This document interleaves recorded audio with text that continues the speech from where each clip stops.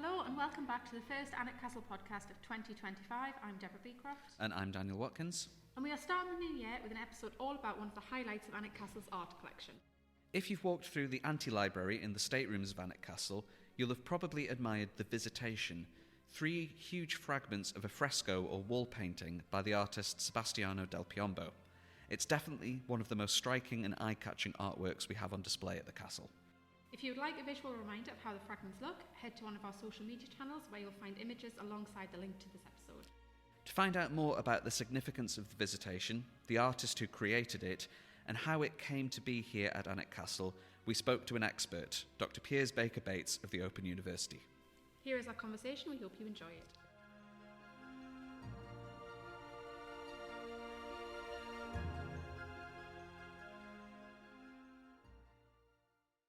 We are very happy to be joined on the first Alnwick Castle podcast of 2025 by Dr. Piers Baker-Bates, Visiting Research Associate at the Open University, FRSA, and the author of an upcoming book about Sebastiano del Piombo. Thank you very much for joining us today, Piers. How are you? I am very well indeed, thank you, and all the better for seeing you. You're joining us virtually, but you have been to Alnwick Castle before and you have looked at our art collection here in the staterooms. Not for too long, and you will encourage me to come back at some point this year, I hope. I remember the last time you did come to visit, and you very kindly spoke to the team of our guides one morning about the pictures called The Visitation by Sebastiano del Piombo and why they're so special and important. But before we get onto those, could you tell us first of all who was Sebastiano? Sebastiano was a Venetian artist. He was born in Venice around 1485. He moved to Rome in 1511 and remained in Rome with a few exceptions until he dies in 1547.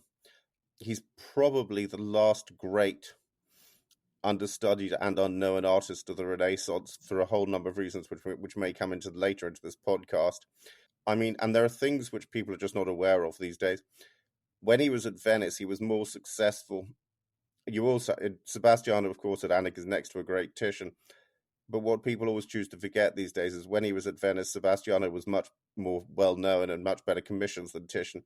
And Titian only becomes famous after Sebastiano moves in 1511. And even at Rome, where he was competing in a galaxy of great artists such as Raphael and Michelangelo, he was more than able to hold his own, particularly after Raphael's death. Does that answer your question? I think it does, and it places him in amongst other artists of the time. We know that he had a close relationship with Michelangelo, but who were some of the other contemporaries? How did these artists work with or against each other? Oh, well, that's a long question. Sebastiano is most famous, and most people will have heard of Sebastiano these days because, I mean, the thing which people don't know, Sebastiano's great quality at Rome was his personality. And this comes across, he was a very outgoing personality. And he's most famous for his relationship with Michelangelo, which is always interpreted, or always has been interpreted, as that of master and a pupil. But in fact, it was more like, or I would phrase it like, Sebastiano was Michelangelo was a cantankerous git, basically, for all his genius.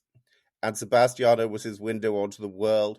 And they have a fascinating correspondence which survives between about 15... There's a 15-year correspondence between them, between about 1516 and 1531, either between them directly or via intermediaries, which is what... And this is part of the problem, going back to your earlier question, why we have a biased view of Sebastiano, because a lot of what we know that survives comes from this correspondence.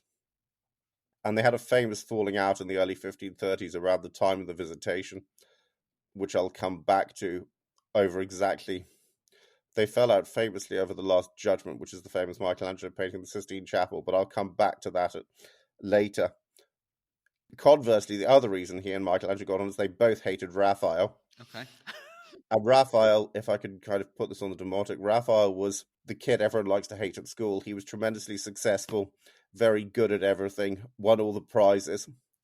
And both Sebastiano and Michelangelo felt excluded by this. And so their partnership was also a way of, it was rather like the EU. It was a way of, if you combine, you're stronger than being alone.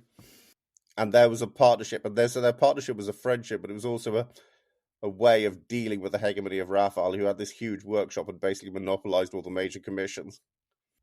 And the other person who's Sebastiano, and this is important for the Visitation, and the other person who's in Rome very briefly, but whose influence in Sebastiano is often understudied, is Leonardo, who was in Rome between 1513 and 1516. And there is very little direct evidence, but it is clear from his art that Sebastiano was heavily influenced by Leonardo as well. And again, this will come back later. And in terms of Sebastiano, we know him as Sebastiano del Piombo. Where does that name come from? Oh, that's an easy one. Because, and actually I might have said this earlier, Sebastiano, until 1531, Sebastiano was always called, well, I mean, he has, to confuse matters, and part of the problem is he had 3 different names. In Venice, he's called Sebastiano Luciani, which is his surname. As soon as he moves to Rome in 1511, he's called Sebastiano Veneziano, which of course is Sebastiano the Venetian, which is what he's known as for 20 years. So if you read contemporary documents, it's always Sebastiano. But in 1527, there was a terrible sack of Rome, and the city was decimated, and Sebastiano was basically the only artist who stuck it out with the Pope. And as a reward for this, he got made Frate del Piombo, which basically translates as Brother of the Lead. But, to put it in English terms, what he did was he became Lord Privy Seal. And of course, he didn't actually have to do the job himself. He had other people to do the job, but he was in charge of the office, which is why he became Del Piombo, which literally translates as Sebastiano of the Lead or Sebastiano of the Seal. But it also meant, and you'll also call him Fra Bastiano, but one of the consequences of becoming Del Piombo is he had to become a monk. So he's always called Fra Bastiano as well, but this is only after 1531. Is that quite unusual for an artist to be a monk at this time? That's an interesting question. There are artists who are monks in Renaissance Florence, particularly in San Marco, Fra Bartolomeo, Fra Angelico are the most famous. But it's quite unusual for an artist who's been an artist, and Sebastiano was almost 50 by the time this happens. But it's quite unusual for an artist to go through his career and then become a monk.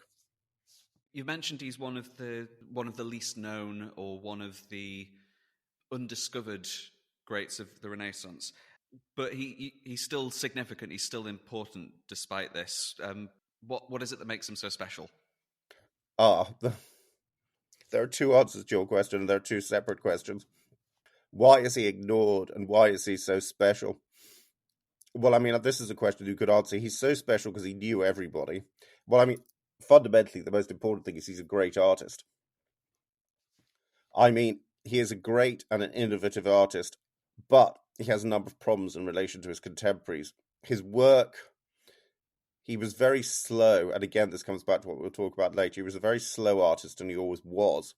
So he didn't produce, apart from an occasional burst in his life, he didn't produce that much. So there's much less work surviving for him than there is for other artists, and a lot of it is now scattered. So if you go to Rome, you see Raphael, you see Michelangelo. In Rome now, there are only 3 great works by Sebastiano left. So it's very hard to get a sense of Sebastiano because he's become so scattered, and he produced so little anyway. But he's probably the greatest religious artist of the 16th century.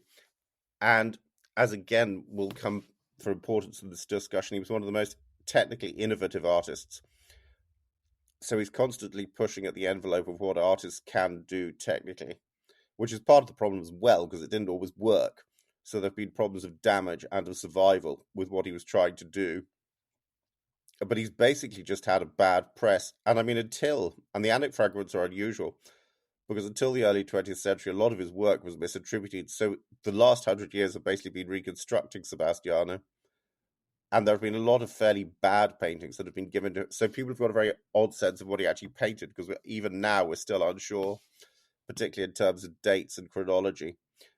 So he's a very great artist and should be as famous as all these names I've mentioned, but because of historical accident, this has never quite come off. And the other thing, of course, if we're talking about Alnwick, at the beginning of the 20th century, the largest proportion of his work was actually in England. And the actual fragments at Alnwick are some of the few works in England that now survive, because most of it was sold in the first half of the 20th century and mostly to America. So you've helped to move on to Alnwick itself. What can you tell us about the Visitation, the piece of fragments or the fragments that are at Alnwick Castle. Oh, well, that's even more interesting. The commission is probably given in the 1520s. We have no documentation. I mean, this is a very long story, so stop me. The commission is probably given in the 1520s. We're not sure when. By a man called Filippo Segardi. And this is another part of Sebastiano's problem. Now in the 21st century, we reckon that it's very hard for people to understand, contemporaries to understand the power structures. Filippo Segardi, he had no recognizable title that we recognize these days, but suffice it to say, without going into complex detail, he was one of the most powerful and important ecclesiastics in Rome at the beginning of the 16th century. He held a number of important offices in the church, and he was also the executor of a man called Agostino Chigi, who was the papal banker, who had brought Sebastiano to Rome in the first place in 1511. So Segardi had known Sebastiano for at least 10 years by the 1520s. And another thing about Segardi is he's an intensely ambitious and driven man. And he has this idea of commemorating himself in one of the most prominent sites in Rome, which is a church called Santa Maria della Pace, which is just by the Piazza Navona. And on a podcast, it's quite hard to describe, but let me do my best. It's a very, if you can imagine Santa Maria della Pace, it's got a very short, stubby nave with two chapels each side, which then opens into an enormous, it's like no other church in Rome, with a short, stubby nave, and then it opens into an octagonal space, and this is what it looked like at the beginning of the 16th century. You had a short, stubby nave with two chapels either side, which opened into an octagonal space with 8 sides. And Segardi's plan was to change the church into a mausoleum for himself. And so the octagon had 8 sides and was to have 8 paintings on it, of which Sebastiano's was the most prominent. So as you came up the nave, there was one side of the octagon facing you, which was the high altar. And Sebastiano's fresco was originally above the high altar, so it occupied the most prominent place in the octagon. And the rest of the scheme we know very little about. Giorgio Vasari describes it.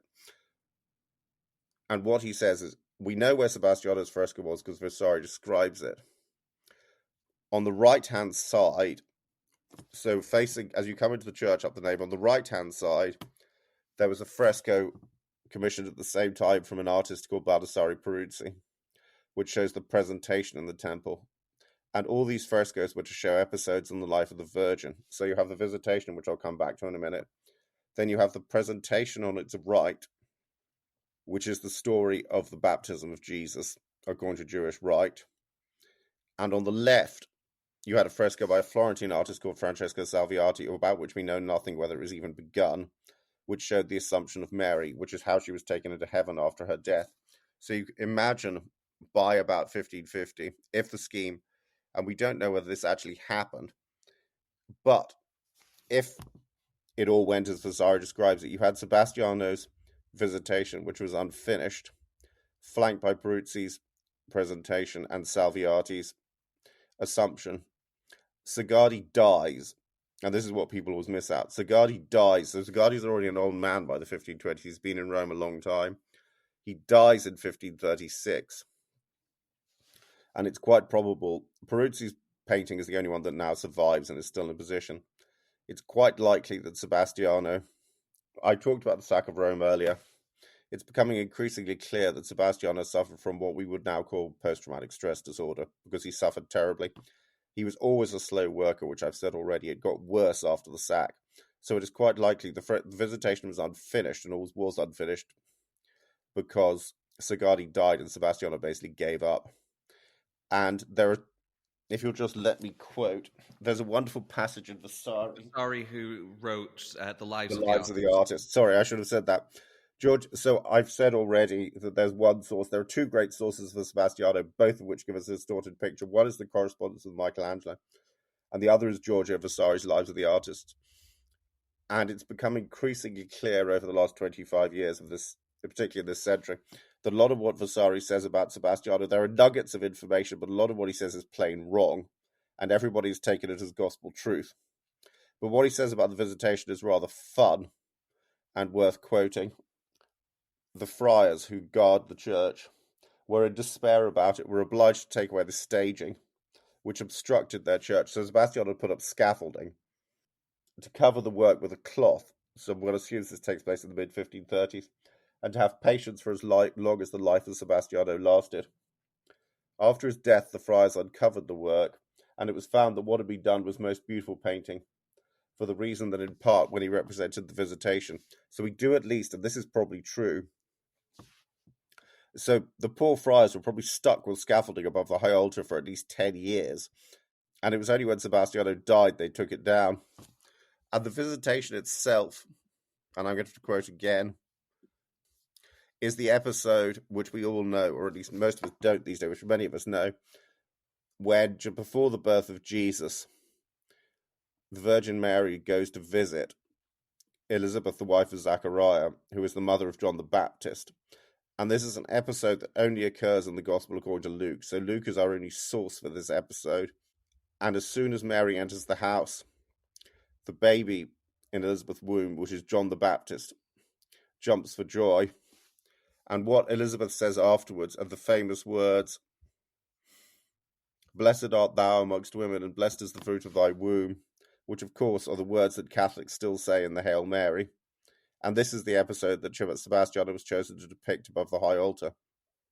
The Visitation, because of its importance within that church, is it fair to say that's a popular subject in Renaissance art? Are there other artists making Visitations as well? There were other Visitations, but they were often individual altarpieces for chapels dedicated to the Visitation. It's unusual at this period to have the Visitation as part of a life cycle of Mary and this. So it was a popular subject in the sense that other artists painted it. What was unusual to have it as part of this great cycle of paintings. And it was unusual by this stage anyway to have great cycles of paintings depicting the life of Mary. So there are trends of what artists are commissioned to paint as the Renaissance goes on. There's not perennial subjects, that it kind of changes a little bit. It changes. I mean, the great change happens later after the Council of Trent, which is the reform of the Catholic Church. The great change happens in the 1550s and 1560s.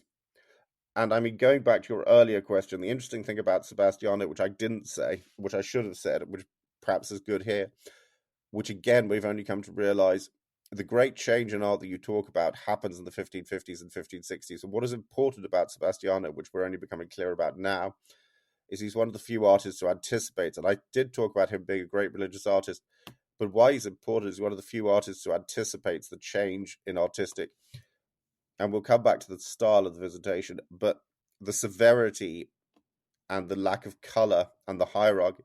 So Sebastiano is very important as well because he prefigures what's to come in art. So he was prefiguring the Council of Trent by a good 30 years. So yes, there are definitely trends in art, but the major change, arguably, takes place about 30 years later.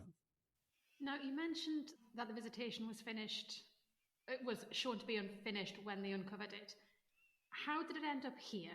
Well, that's a complicated story, which basically, I don't know how much your listeners will know about the structure of a church, but the way I described Santa Maria della Pace earlier in this podcast, if you look at a conventional church, if you go into your local parish church, it has a nave, 2 transepts, and a bit at the back where the altar is called the chancel. As Santa Maria della Pace was constructed in the 1480s, it had no conventional chancel. The high altar was directly against the back wall of the church, and Sebastiano's painting was above it. In the 1610s, after the Council of Trent, about which I talked about, this was seen as being liturgically inadequate. So the monks, ignoring Sebastiano's painting, commissioned an architect to build a conventional chancel. So they knocked through the wall at the back of the octagon, put an arch there, which is what is there today, and built a short conventional chancel. And thanks to documents that were published 25 years ago, there was a cardinal called Orazio Lancelotti who lived around the corner in a palace and saw what was happening and bought what was left of and the Visitation was unfinished. It was still unfinished. What's interesting, though, is we know what it looked like, and I can talk about this in a bit, because there are 2 copies, one of which is at Alnwick. So we do know it's probably these were completed imaginatively, because Sebastiano's painting was never finished. So Lancelotti bought he bought 5 fragments. Alnwick now has 3. We're not sure what happened to the other 2. But Lancelotti, when the back wall is demolished, Lancelotti buys 5 fragments of the Sebastiano's painting and puts them in his palace. And there they stay. And the Palazzo Lancelotti, he was a great patron of art. And if you get into the Palazzo Lancelotti, it has fantastic ceiling frescoes by contemporary artists. So the Sebastianos were an unusual purchase because he didn't usually go for, to use want of a better word, he didn't usually go for historic art. So this shows an unusual degree. So he saved the fragments, put them in his palace, and there they remained. And we're not sure exactly what happened next. But in the early 19th century, they were in the possession of a man called Cardinal Fesch, spelled F-E-S-C-H, who was a major art collector, which was helped by the fact he was also Napoleon's uncle, which gave him great access. And the fragments were included in the Fesch sale in 1845, and French troops had occupied Rome in the late 18th century, so it is quite probable. Fesch was notorious for kind of getting what he fancied, so it's quite probable that he simply either bought or more likely just nicked the fragments from Lancelotti, and they were sold. There was a great sale of the Fesch collection in 1845, and they were bought by an English clergyman called the Reverend Bromley Davenport, who was again a great collector of art, but he didn't hold on to these for very long. And they were bought from Bromley Davenport by the 4th Duke of Northumberland in 1853, and they've been at Alnwick ever since. And actually, it's an odd purchase. I mean, the thing about the Visitation is, as a visitor, you look at it and think, what on earth? But some very serious collectors have bought this work of art and valued it, which is in itself a tribute. You've mentioned that it's a fresco. It's not a conventional oil on canvas painting like a lot of our collection.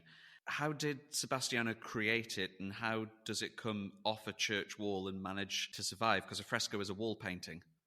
This is a long answer as well. It's even more unusual than you think because it's painted. Sebastiano, as I said earlier, was a great technical innovator, and he's particularly famous now for developing a technique of painting on stone. And literally, he painted on slate, and he was the first artist to do this successfully. But as a byproduct of this, and probably via Leonardo, who I mentioned earlier, Sebastiano is the first artist who develops a method which allows you to paint in oils on the wall. And this is how the Visitation is painted. And this is a technique that Sebastiano invented and no one else. And there's a very famous and very funny letter. After Raphael died, the papal apartments in the Vatican had been finished apart from one room called the Hall of Constantine. And probably also from Leonardo, the pupils of Raphael were chosen to complete this.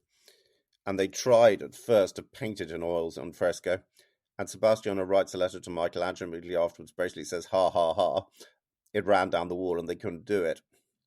Whereas Sebastiano did it successfully in his most famous surviving work in Rome. The San Pietro and Montorio flagellation is the same technique, and it's still survived now. But if you look at it's got problems of preservation, but it does work. But it's relatively easy to detach a fresco from a wall because it's got backing. You have to be careful, and the fragments will not be in perfect condition. But you can take pieces of fresco down, and there are other instances. But it is unusual. The Visitation is unusual. To have fragments of fresco framed as works of art is an unusual, but it's not easy, but you can get frescoes from a wall and preserve them. These ones have survived nearly 500 years. They are in the castle's staterooms today. And when we're open in 2025, when visitors are coming to look at these paintings, what should they look out for in the Visitation particularly? What is it that's striking and special about our pictures? Well, you have 3 fragments, and they show the central. And I mean, the way that Alnwick now displays it is superb because you've got the copy above, so visitors can understand much better what they're looking at. The central fragment at Alnwick shows, obviously, the meeting of Mary, who is on your left, who is on the viewer's left, and Elizabeth on her right. And Mary is young, and Sebastiano has done it brilliantly because according to the Bible, Elizabeth was well over childbearing age, so it was a miracle she gave birth to John the Baptist.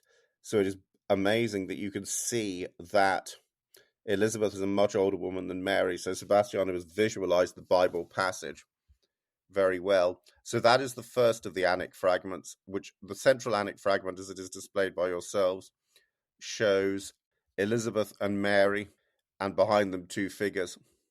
And what is unusual about Sebastiano, partially because it's unfinished, but also there is no background. The focus of the Visitation is all on the figures. And again, it's very hard to do on a podcast, but the contrast, if it's at all possible, Peruzzi's painting is quite extraordinary because it's got so much. And what the frescoes, I mean, the thing about Zagati's scheme, which is so puzzling, is the artist he chose was so different. If you look at Peruzzi's painting, and again, it's hard to say without an image, there is so much going on in the presentation. It's just desperately overcrowded. Whereas Sebastiano, there is literally, the emphasis is entirely on the figures, and this is what is unusual. This is what prefigures Sebastiano is just completely, all the emphasis, by the time of the 1530s when this was painted, the emphasis is entirely on action and movement. And so the concentration, the sheer concentration, distilled concentration of what's going on here is just extraordinary. What it would have been like even unfinished, we just don't know. And on the left are 3 figures, 3 female figures. And again, this is exactly what I'm talking about. There are the reaction. So there's very little thing. The reaction of the 3 figures is purely shown by gesture. And so the 3 figures are reacting to what is happening in the central scene. One looks up in surprise, another one holds a hand to her mouth. Sebastiano conveys so much, or would have conveyed so much in the complete fresco, simply by gesture and movement. And in the back, and on the third fragment on the right is Zachariah, who was the husband of Elizabeth. To answer your question, it's not so much what the visitors should look at, it's what they should not look at, which is important about the Visitation. And what's interesting about Sebastiano is, again, and I still goes back to points I made already, is once they've looked at the fragments, if you look at the copy above, the thing about Sebastiano is he was immensely copied and immensely popular. And I mean, this goes back to Deborah's point earlier. We don't know who Sebastiano is now, but in the second half of the 16th century, there's one other copy of the Visitation in the Borghese Gallery in Rome, and a print by a Dutch artist working in Rome called Hieronymus Koch. So even though the Visitation was unfinished, it was tremendously influential and tremendously popular, and the copy at Alnwick testifies to that. The one thing I haven't said, I should give you a date range for this, and as I say, the commission was probably given in the 1520s. Sagatti dies in 1536, so the Alnwick fragments are probably painted in the early 1530s. And this also brings the argument nicely back, because the argument, so the fresco fragments were painting exactly at the same time as the famous argument between Sebastiano and Michelangelo, which took place, if you could visualize the Last Judgment in the Sistine Chapel, the argument took place precisely because Michelangelo was out of Rome. He deputed Sebastiano to prepare the Last Judgment for painting. And Michelangelo was narky, as I said, and when he came back, he discovered Sebastiano prepared it for painting in the way Sebastiano would have done it, which is oils on the wall. And Michelangelo threw a hissy fit, ripped down the wall, and never spoke to Sebastiano again. So Sebastiano was doing in the Visitation what he was trying to get Michelangelo to do in the Sistine Chapel, which is another important. And if you want to know more about these, apart from my forthcoming book, where they of course feature, Sebastiano was the subject of an important exhibition in the National Gallery in 2017, which was the first time these fragments had been lent to an exhibition, and there are very good entries by Minamori in that catalogue, which say much more than I've said here.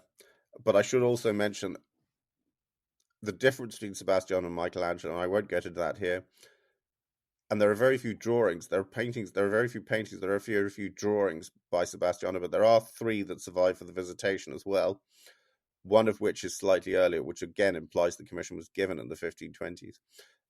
And if you find that catalogue, it will give you very good images, not only of the Visitation, but also the drawings that are associated with it.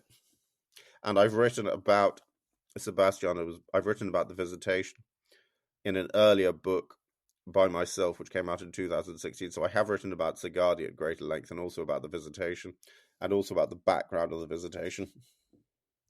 Compared to how much has been written on other artists, I mean, the Sebastiano industry is, and there was 2 major exhibitions in the last 20 years. There was a big exhibition in Rome in 2008, and that catalogue is available in English as well. So, I mean, there is a lot more literature on Sebastiano in this century than there has ever been before that people can access. where might people see other works by him? Now, that's also a very good question. Unfortunately, most of them have been sold out of England. If you go to the National Gallery in London, there are 3 paintings by Sebastiano, possibly 4 paintings by Sebastiano, 2 of which are hugely important. One of which is the raising of Lazarus, which is his most famous work, which he did in partnership, which is the first competition in the history of art. This was painted in 1517 and it was direct rival. Raphael was commissioned for a Transfiguration. Sebastiano was commissioned for a raising of Lazarus. And it put the Michelangelo-Sebastiano combination in direct contrast with Raphael. There is also a portrait of a virgin and child with a donor of about the same date in the National Gallery. And that painting is important because it shows a man called Pier Francesco Borgherini, who was a Florentine banker, who was Sebastiano's patron for the San Pietro Montorio Chapel. So actually, in England, although there are many less Sebastianos than there used to be, there are some of the most important still, and also in the National Gallery, but on loan from a collection in Wiltshire belonging to the Earl of Radnor, is a wonderful portrait of a female figure, which is almost contemporary with the Alnwick fragments dated to the 1530s. And the reason I mention that is because it shows the same economy of means. There's very little incidental detail. We don't know who the sitter is, but it's a portrait that is very similar, although it's painted in much more conventional means. It's very similar in style to the Alnwick fragments. Well, thank you very much for giving us that introduction to Sebastiano and to the Visitation. It's a lot of visitors' highlights. Oh, I'm very glad to hear that. It's certainly one of our guide team's favourites to talk about. Well, I can also add, I should add just as a coda to what I said. Let me add a coda to what I said then. If you look at the Alnwick fragments, going back to the Sebastiano thing, it's rather nice and rather ironic you've had it next to the Titian, which is the late 1530s. So they're almost correct in date. But that Titian, I mean, Sebastiano was always ahead of Titian. That Titian follows up a model produced by Sebastiano 25 years before in a painting now in Madrid. So Titian, I mean, the argument now is that Titian, but Titian was generally the follower and Sebastiano the leader. We hope that people will be able to listen to this, come to visit, look at those pictures and see them in a new and more in-depth way in 2025. We very much hope so. And we hope that the campaign for the rehabilitation of Sebastiano with this podcast has achieved another step along the road. Yes, it will continue. It's been continuing in person here at the castle since your last visit. We've got the book forthcoming as well. We encourage people to look out for the book when it's published. And we thank you very much for joining us on this podcast today. And thank you, Daniel and Deborah. It's been a fascinating experience.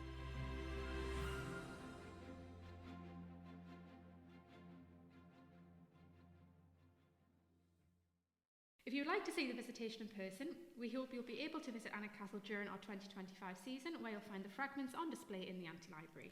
To hear more about the art collection at Alnwick Castle generally, head into our podcast archive and look for episode 7, The Art of Alnwick Castle. And if there are particular artists or artworks you'd like to hear about in more depth, let us know by emailing podcast@alnwickcastle.com. Piers' book will be forthcoming, so look out for that in your local bookshop soon.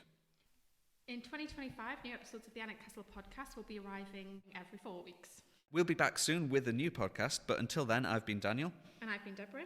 Thank you very much for listening and goodbye. Goodbye.